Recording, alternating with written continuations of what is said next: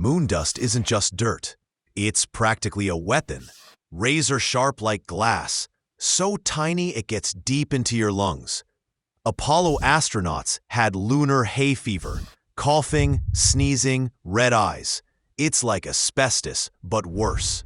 Asbestos, that stuff causes lung cancer, thanks to those needle-like particles. Inflammation, fibrosis, micro tears, all from moon dust. And it's everywhere up there. Neil left footprints on the moon. The moon left dust in Neil. Fact check. NASA Apollo Science Reports. JAMA, NASA Toxicology Studies.